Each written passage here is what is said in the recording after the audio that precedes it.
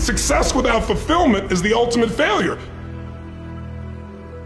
Like, success is getting what you want. Fulfillment is living what you're made for. Fulfillment and success, they're not even in the same universe. People ask me all the time, what does it take to be happy? And I always tell them it's really simple. One word, progress. Progress equals happiness. If you keep growing, you're gonna feel alive. And if you keep growing, you're gonna have more to give. It doesn't matter how many statues, Oscars they give you, or Emmys, or how much money you have in the bank. We've all seen people have all those things, and I get the phone call because they're depressed, or somebody commits suicide in that area. It's really an inner game, and I think that's what's missing for us today. Everybody's focusing on the outside world, and how there's a lot of things in the outside world you'll never be able to control. You can influence, but you can't control it. This, your mind, your emotions, your body, you have 100% control over what you do with these things, and that's where the game is won.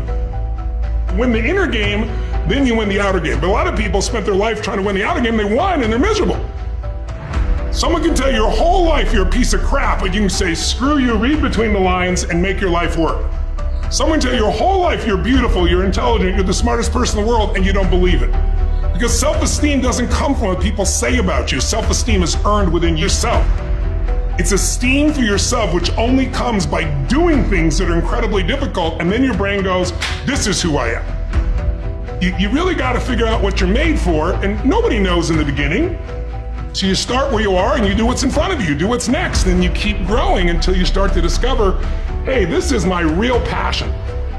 So identity is the number one thing I work to change with people, to expand it. Expand your own sense of who you really are and what you're capable of. And the mindset has to be destroy any limitation and move forward, move forward, move forward. I think passion is the genesis of genius. If you've got enough passion, you're gonna find answers nobody else does. But most people run out of fuel, meaning they get tired, they get exhausted, they get burnt out, they get the law of familiarity. They're around something so much they take it a little bit for granted. And I've managed to see something in myself that I've found in every great leader that I've ever respected, and that is, I value intelligence immensely, but I know really smart people can't fight their way out of a paper bag pragmatically, right? What I see as the one common denominator of people that are successful over a lifetime is the sustained hunger. Hunger is the number one factor.